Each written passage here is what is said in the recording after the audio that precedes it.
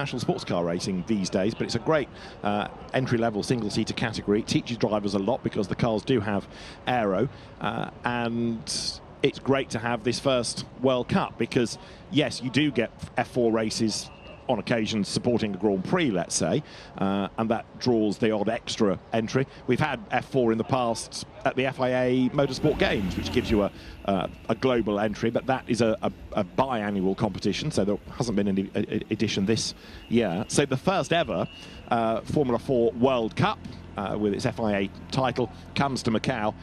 All the cars run by the Mintimes company, which operates the Chinese F4 Championship. There's a lot of assistance being given by the FFSA, the French Sporting Federation, because they operate a similar system in France where it's a single supplier championship. Everyone has the same car, engine, team. So you're assigned an engineer, and after that, off you go. Yes, and it's also a very interesting area in the paddock, if you like, which is underground, isn't it? Yeah. Here at Macau, so it does get quite warm over the course of the week here at Macau. But all the engineers all sat together in one little area with their laptops, etc. Yeah, it's like looking at a school exam. They're all lined up. Wasn't it? Yeah. And get the right engineer, and you're going to be halfway there, I think, with this. There you can see the weather conditions. It's a little bit of a blustery day, but it's dry. It's not that sunny, but it's certainly not cold. You've got a number of drivers that come here with good pedigree. Number 3, for example, Thiago Rodriguez, returning to racing after a bit of a layoff, and he is a former Chinese champion. You've got Finn McLaughlin, this year's British champion. Alexandre Murnau's the French champion. Simon Zhang, who is the Chinese champion this year, Emanuele Olivieri, who is the Middle East champion, Gino Trapper, who is the Central European champion, and Keen Nakamura Berta, who is the Italian champion. So there are quite a lot of reputations here on the line. It's really cool. When I first came along to Macau, I loved the idea that you had drivers competing then for the Macau Grand Prix with Formula 3 cars and coming from this championship, that championship, dotted all over the world. So you knew that you were dealing with top-line drivers and all competing to take this crown, which, you know, for many meant even more than winning their domestic championship over the course of a whole season. And this is what this race is going to be over the course of this weekend. It's going to find the supreme champion, if you like, in F4. So really, really looking forward to this. We've had Formula Regional cars on track already, but these instantly look smaller. They're not as powerful, but physically they are narrower, and that's one of the reasons why we're looking forward to seeing them around here, because overtaking might be that little bit easier. Some familiar surnames: Behrman, Weldon. It's Thomas Behrman, the younger brother of Grand Prix driver Morris, Sebastian Weldon, one of the sons of the late Dan Weldon. As I say, big names within the order, and some very successful drivers as well. And oh dear, drama for Finn McLaughlin by the look of it, who I think has ground to a halt coming out of the pit lane. Now, Finn McLaughlin, British F4 champion, is one of the drivers that comes here with a really, really good reputation and was, I think, one of the favourites. So why has that car ground to a halt? I don't think he's even got as far as Mandarin, has he? It doesn't look like it, no, but the car is going nowhere and is unfortunately going to cause a little bit of a problem right at the start. The cars haven't even been able to get any heat into the tyres, really, have they? So this is a real problem for the start of Formula 4 cars. So it looks as though race control are going to give him a little bit of time to see whether or not the car can fire up again. But if you look at the onboard shot you briefly had on the timing tower, Finn McLaughlin was still stationary, so he's going to try and fire it up. But the real question mark is to why it switched itself off. The car obviously was fired up to leave the pit lane, and then something has happened to cause it to grind to a halt. So at the moment we're still under a green flag. The officials will be keeping an eye on their extra pictures to see what, if anything, can be done, needs to be done to get the car out of the way. The red flag is shown, the session is stopped, so yeah, the car needs to be moved. So hopefully that means that everybody can just come straight back into the pit lane. Now, if you weren't with us earlier on in the day for Formula Regional, let's make the point, it's a free practice session, so the clock will continue to tick on down. And there is Finn McLaughlin's car, stranded for mysterious reasons. I don't think he's hit anything. I was just looking at the right rear corner and wondering whether it was slightly tweaked out of shape, but I think he's okay. It looks as though that's some sort of mechanical drama that stopped him, and Finn McLaughlin will be absolutely furious. So disappointing. This is massively disappointing because he's not going to be able to rejoin this session, is he? I don't think so. If they get the car back, it's had outside assistance to get back to pit lane and won't be allowed to rejoin, which is a huge back foot to be on for the rest of the weekend. Fair play to Finn McLaughlin for doing what he's just done, yes, which was to straight away help the marshals to move the car. There's no tantrum, there's no prima donna attitude there. He is grown up enough to straight away help the situation and get the car off the circuit, so he deserves a bit of credit for that. The car has stopped before turn 2, so yeah, he's come out of the pits and it's just ground to a halt.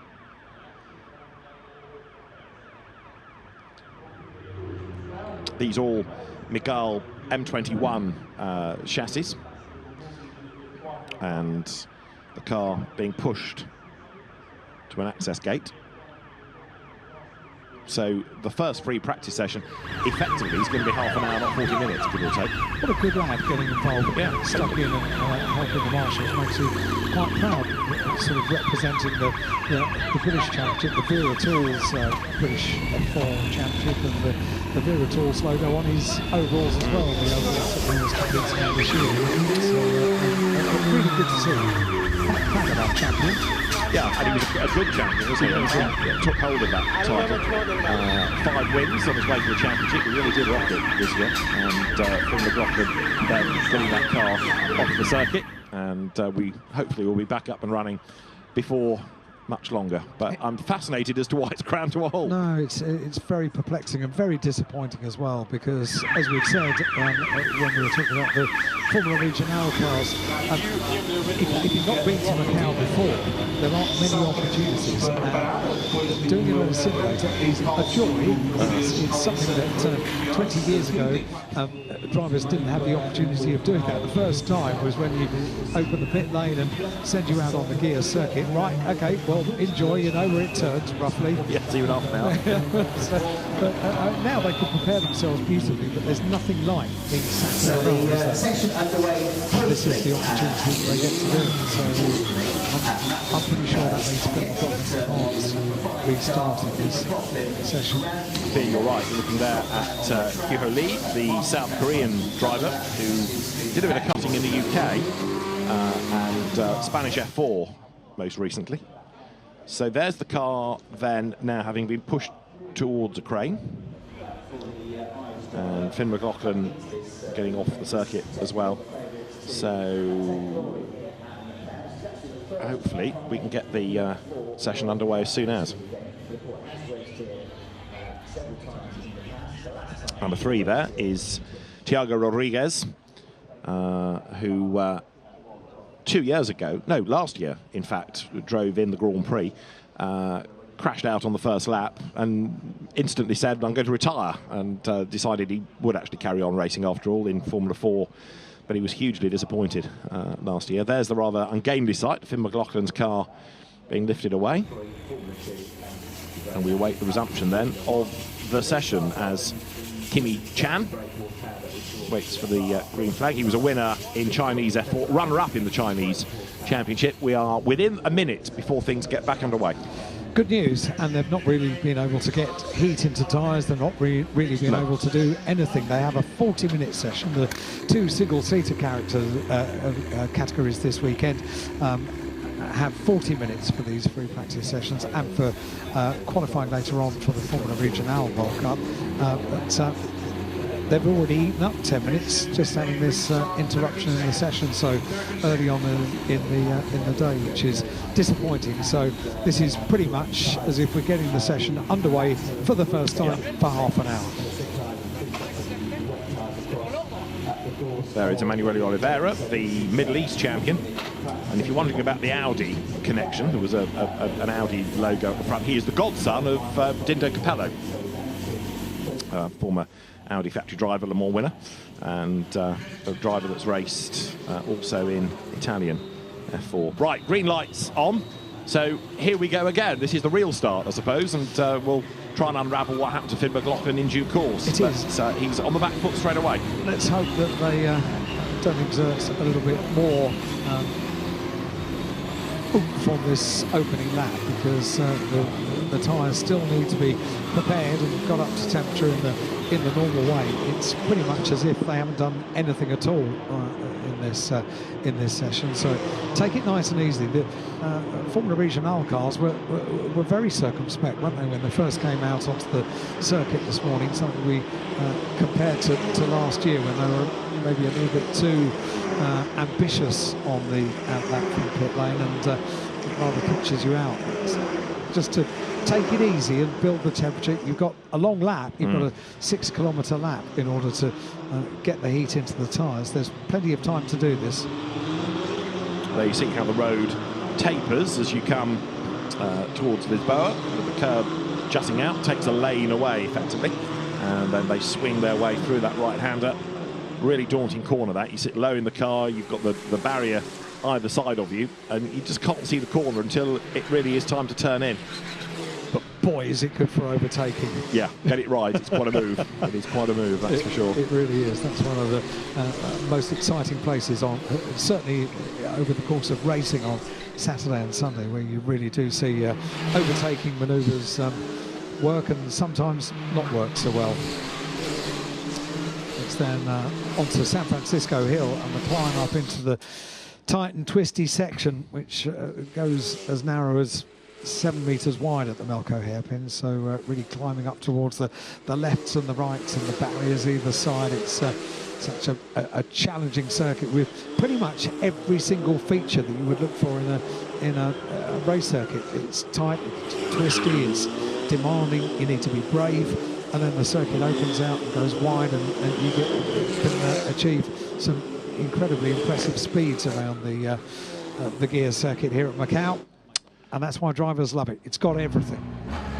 19 cars we've got in the entry. It was 20, but Ethan Nobels had an accident in an F4 race last weekend and was a bit concussed, so he's not been able to take part. The car is here, and there was talk of another driver to replace, but that hasn't happened. So 19 cars and 18 in the session, given Finn McLaughlin's travails. So the drivers now getting a bit of temperature into tyres, coming down towards our bend, and we're about to see our first flying lap of the session commenced, and the pack headed over the line by number 51, the Japanese Brit Keen Nakamura Berta,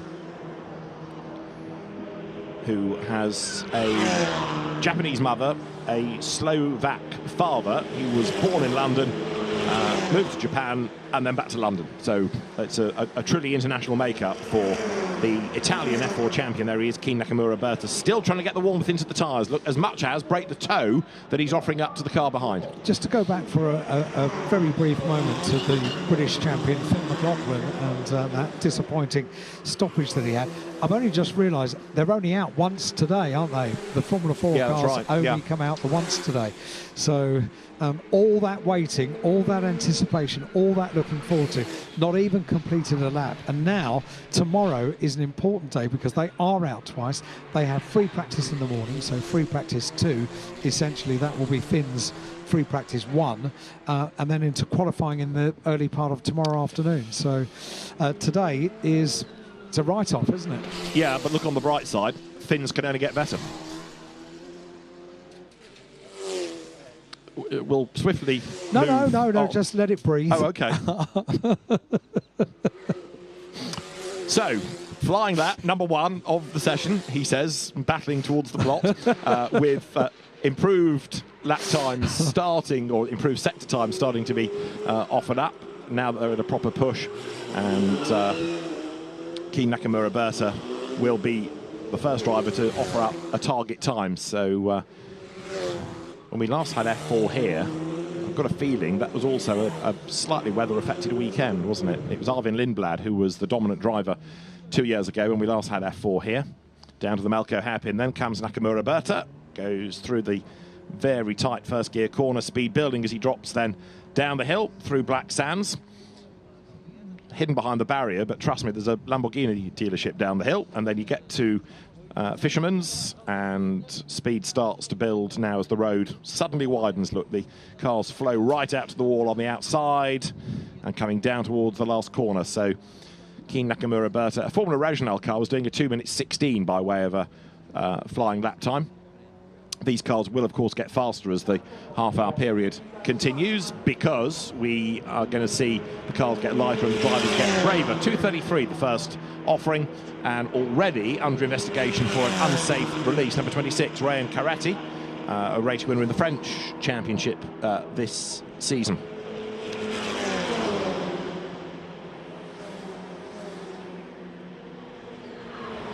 Carretti goes briefly second, then Simon Zhang goes up to second fastest, but all of this a little bit academic on just the first flying lap. Yeah, they are still really getting the cars fully up to temperature, and as we see the times settle their way down, we've got 26 minutes of this session, so although it's had that interruption early on to get Finn McLaughlin's car back, we've still got meaningful time out on circuit, so they don't need to push too hard too soon.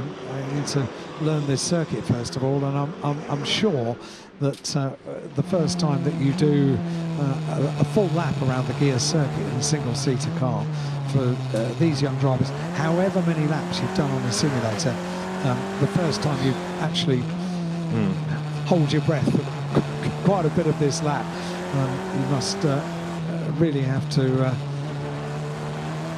collect your thoughts after it, because there is not really too many circuits in the world like this. You've touched on simulators. Yes, that's all an important part of it, but so too is a decent driver coach, and yes, there are one or two familiar faces in the paddock. Ari Bansal, for example, this year's GB4 champion, the British single-seater category. He's being guided, mentored, coached by Danny Watts. Now, Danny has raced here 13 times, so that's a wealth of experience that can be imparted. So it's all very well, yes, having these modern things like a simulator, but also being able to talk to somebody, be guided by somebody that's raced here and successfully so as well. That's important also. so I'm glad you mentioned Danny, because he did make us giggle yesterday. We were chatting to him and he said so many people, people that aren't involved in motorsport have not really too much knowledge about motorsport, ask him what he does, and he says, I'm a driver coach. And he said, what, you drive coaches? Apparently this is quite regular that Danny gets asked this. He also now has a mental health not charity, but a business helping people with mental health issues. And well, they said we don't really want to have to help anybody. Inevitably we do, and something else that he's turning his attention to. Right, Keen Nakamura Berta has done the opening proper lap time, a 2:29.9. Emanuele Oliveri now has done a 2:30.8, and another little battle pack comes over the line, which includes the Chinese champion Simon Zhang, and Zhang gets elbowed back down the order to 5th, in fact.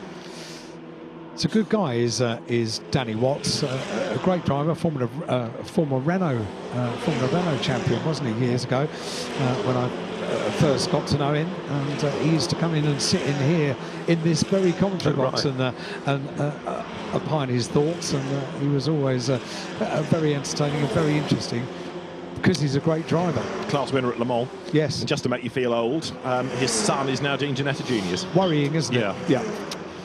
23 minutes are on the clock, and the order continues to shuffle as drivers learn and get more confident. Thomas Behrmann up to 8th fastest now, ahead of Gino Trapper. Sebastian Weldon, the American, is just ahead. And Sebastian Weldon there climbs up San Francisco Hill. Simon Zhang's just done an absolute best in the second sector, but there is Sebastian Weldon, who was a race winner in the Middle East Championship, and up the escape road has gone number 15. That is Yuzhe Wang. Keeps the engine running, tries to sort himself out. Competed in 2 championships this year, Chinese F4 and Middle East F4 as well.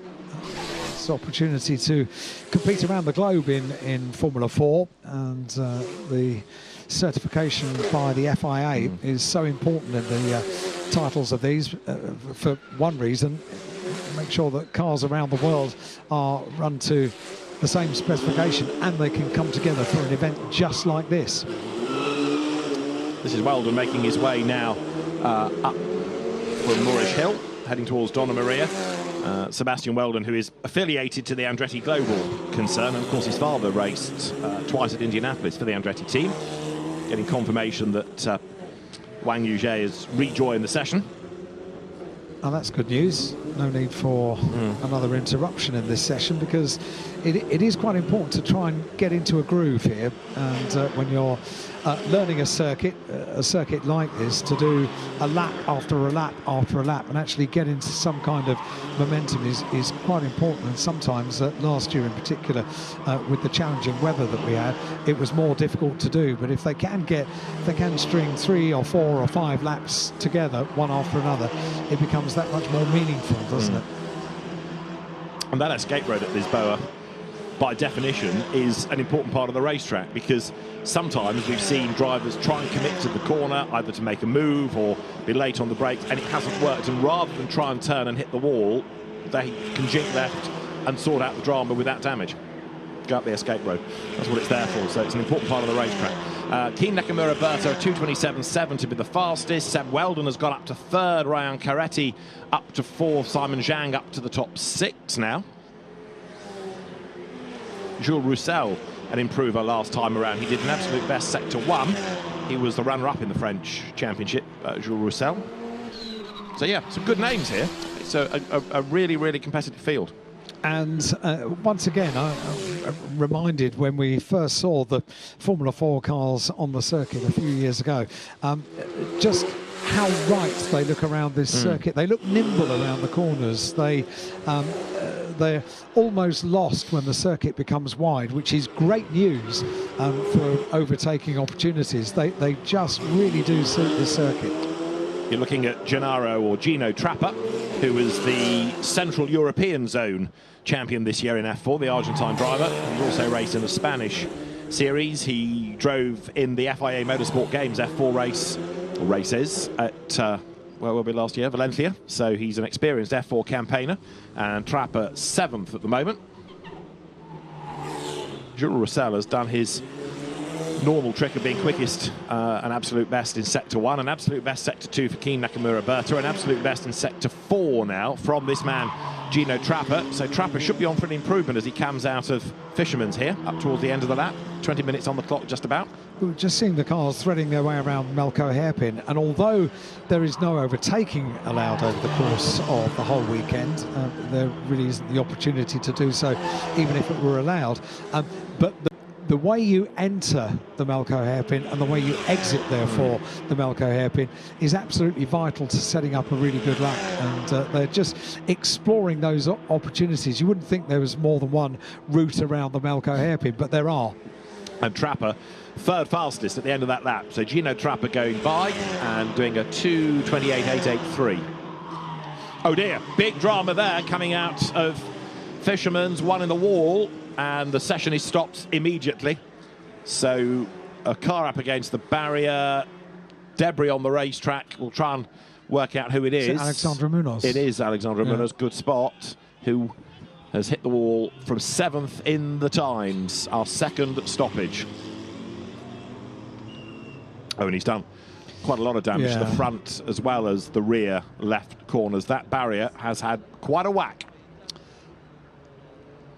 And early on Thursday morning here at Macau, that's the first warning, isn't it? The Macau circuit can bite and bite hard. And the team are going to have to work hard on that car to repair the left-hand side of it. So we've lost Finn McLaughlin even effectively before the session started, and now Alexandre Munoz with a lot of damage.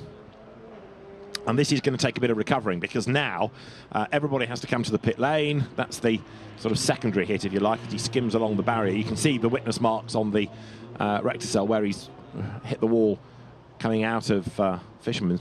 And there's the second bang into the concrete. So that's a very, very broken car.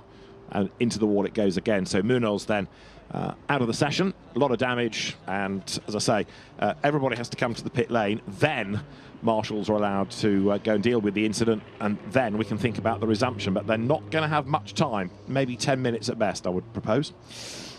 I think you're right. We lost coming up to 10 minutes at the start of the session with the recovery of Finn McLaughlin's car, and I'll be keen to know what the problem was with Finn's car. It's very unfortunate that he's not been able to take part in this, because I was quite keen to see how the British F4 champion was going to compete on day one. We've got another day to look forward to tomorrow, and the cars will be on circuit twice tomorrow for FP2 and for qualifying as well, so he'll have to just get everything together and do it all in one day.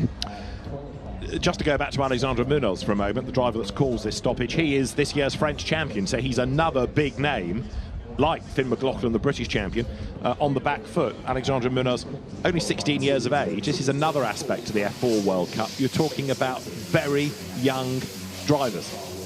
Very young drivers that are learning their skills at an earlier age now, aren't they? 16 years old and competing on a circuit like this. Many can't drive on the road. No. But they can drive on these roads. They can't spray champagne on the podium because they're underage. Yes. But boy, can they be brave racing drivers. It's incredible, isn't it? I wouldn't trust myself not to bump into the barrier running around the circuit. I must see. Yeah, but I won't be getting up at 4 o'clock to do it, that's for sure. I don't think you will again, will you? Not till next year. No. Yeah. Only ever on day one. Yeah, exactly. Too much of a good thing. So Munoz, depressingly, had just done an absolute best in the previous sector before he hit the wall. So he was absolutely on it. He'd done an absolute best and 2 personals. That should have been a ripper lap, but unfortunately, the wall leapt out at him. So now teams discuss with their drivers and see what, if anything, needs to be done before the session goes live once again. Number 61 there is Kimi Chan, runner-up in the Chinese championship.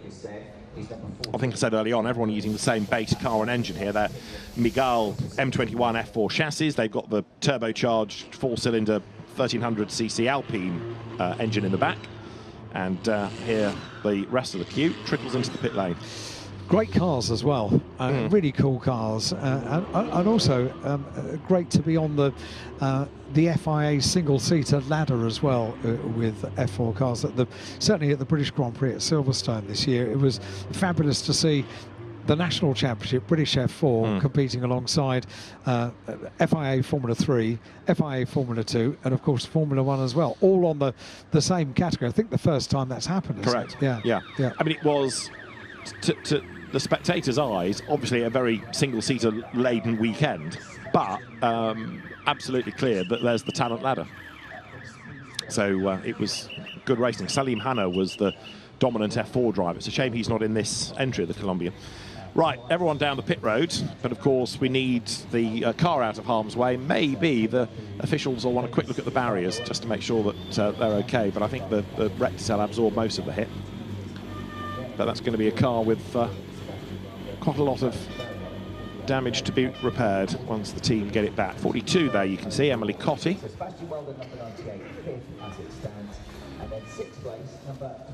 And Keen Nakamura Berta, the Brit, is at the top of the times on a 2:27.7. That's the best lap that he's done.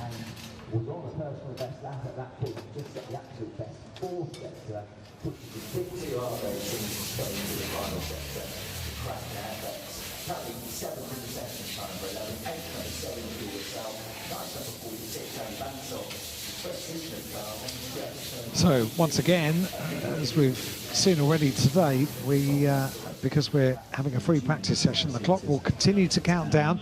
Under 13 minutes of this session remain now, and those vital minutes out on the circuit are ticking down in pit lane. So drivers get the chance to have a look at the live timing, have a chat to the teams as well, and our opportunity to see some of the cars for the first time as well. That's the car of Emanuele Oliveri, Italian F4 and Middle East F4 champion this year, down in pit lane. And a livery that we rather like for an Italian driver, because it looks like the colours of the Italian flag. Yeah, Oliver is second in the times, as you say, but he's 8/10 down on Keen Nakamura Berta. That's number 87. You see Thomas Behrman, the brother of Ollie, and of course Dad was a pretty decent club racer going back a decade or two in MGs. Had a very rapid MG/BG TV8. There is the recovery of Alexandre Munoz's car, and first of all it's got to be jacked up by the look of it to get it off the wall and away so it can be then moved off the circuit. Recovery vehicle has not yet got to it, so we are going to be a good few minutes yet. Keen Nakamura Berta then, number 51, is the fastest, and we are under red flag conditions, as you can tell, and you can clearly see for why. Alexandre Munoz in the wall.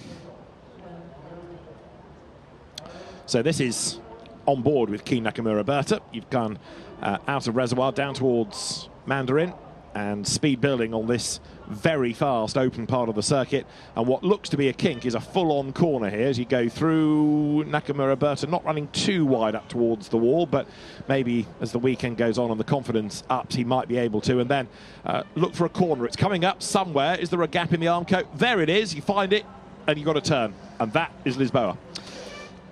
Amazing corner, isn't it? I remember, because of course over the course of this weekend we've got motorcycles as well. Peter Hickman once said, motorcycle rider, that he couldn't see the corner and he had sunlight in his eyes, so he would get to a marker on the run down towards Lisboa and count and then turn in, because that's when the corner's going to be. And breed apart, aren't they? Incredible. The other side of San Francisco Hill, going then through the section down towards Teddy Yip and the Solitude S's.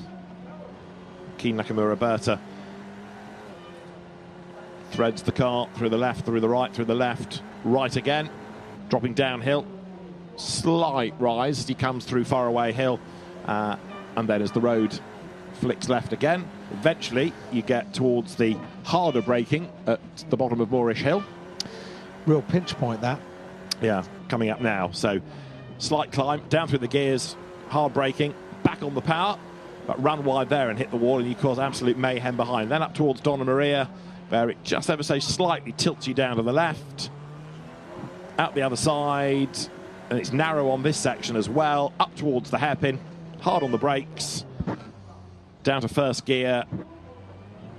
Back on the power to just kick the back of the car around the hairpin, and then speed building all the way down here through Black Sands. This is the lovely moment when the circuit opens up and the cars can really properly stretch their legs down through Black Sands, and the right-hander at Fisherman's Bend on towards the final bend, which is our bend, and the completion of a lap of the gear circuit here at Macau, this wonderfully historic circuit at Macau.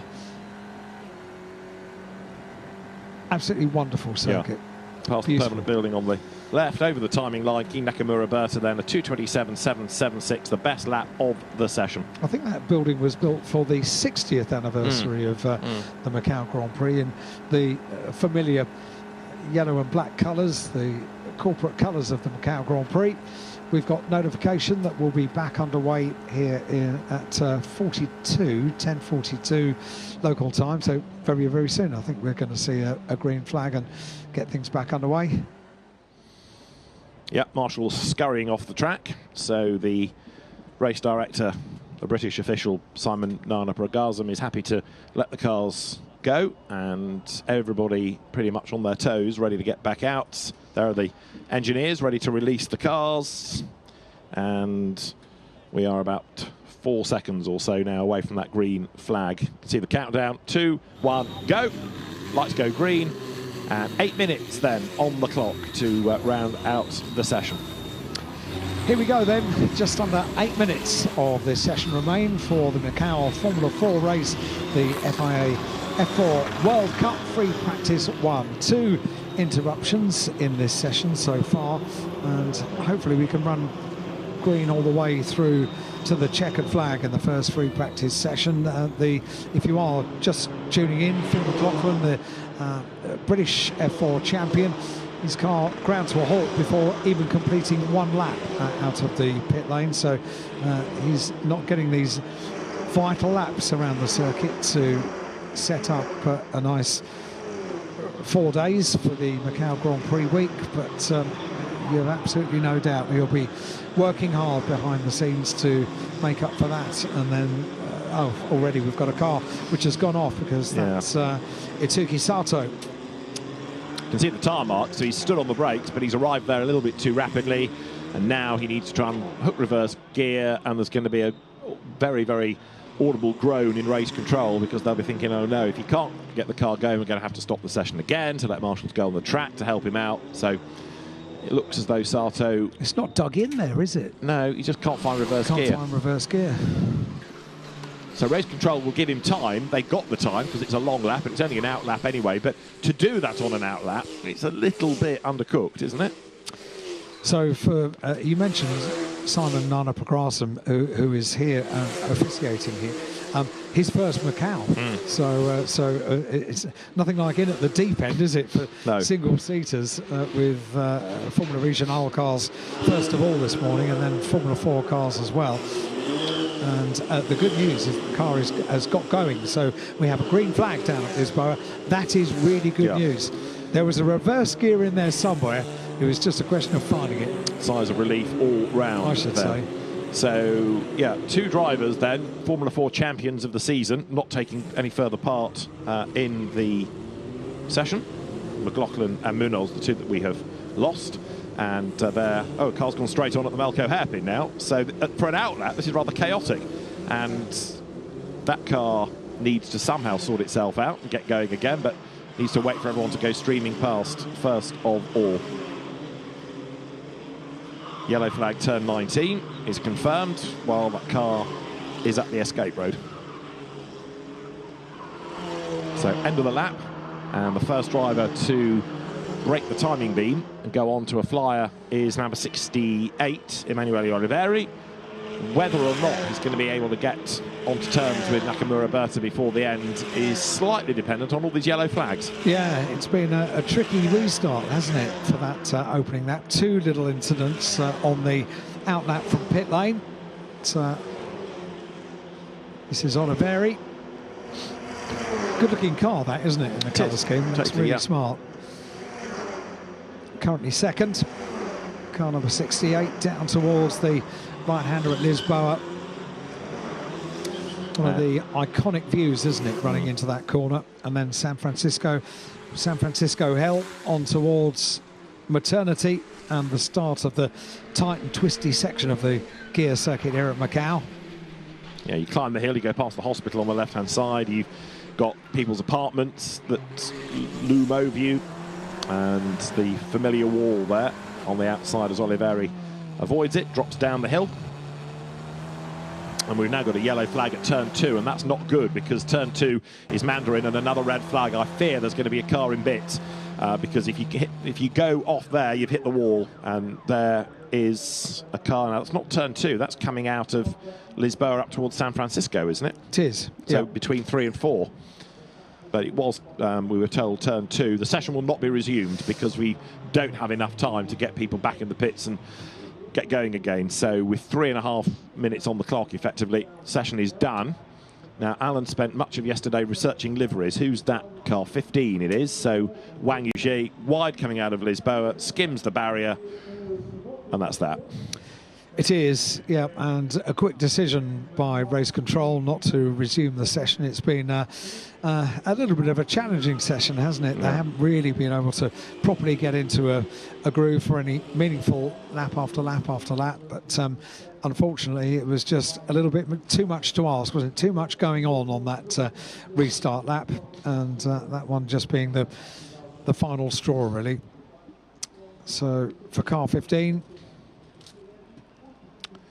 driver out, and now the marshals can wait for the word from race control that they can get to work in the recovery of the car, which can happen pretty quickly. They've got quite a lot of recovery equipment down there at Lisboa and San Francisco, because there are quite a few incidents over the course of 4 days here at Macau, so they can get that car dealt with quickly enough. But if you bear in mind the clock has continued to count down, and it's only just over 2 minutes of the session remaining. That's it. That's it for free practice 1, and that is it for F4 for today. Yeah, And in the case of Finn McLaughlin, not a lap turned. In fact, not a corner turned, really. Really sad. From coming out of the pit lane. So it's going to be very interesting indeed to see how people like he and Munoz fare over the rest of the weekend. So, yeah, F4 World Cup free practice 1 at an end. Session done and dusted as the clock will hit 0 as they make their way to the pit lane with the red flag because of this car of Wang Yuzhe in the wall down at Lisboa. So, Keen Nakamura Berta tops the times from Emanuele Oliveira and then Gino Trapper. Simon Zhang 4th, Seb Weldon 5th, Ryan Caretti 6th. And as Alan made the point, a number of drivers not really being able to get into a proper rhythm. That takes us back to a conversation we seemingly kept having to have last year when it was relevant to Formula Regional drivers. That was a real frustration, wasn't it, last year? Yeah. However, we are where we are with the stoppages. So, free practice completed. Keen Nakamura Berta is fastest. 0.8 of a second the margin over Emanuele Oliveira. Gino Trapper 3rd from Simon Zhang, Seb Weldon and Ryan Caretti. Alexandra Munoz 7th before he put the car in the wall and calls the second of the 3 red flags. Alan's keeping score of all this. 8th, Jules Roussel ahead of Ari Bansel and Tom Behrman rounding out the top 10. Rintaro Sato from Itsuki Sato, the unrelated Sato's 11th and 12th. Emily Cotti 13th from Thiago Rodriguez. Then Wang Yuzhe 15th, causing the 3rd red flag. 16th fastest in the end, Marcus Chung, ahead of Kihu Lee, Kimi Chan, Finn McLaughlin, not doing a time.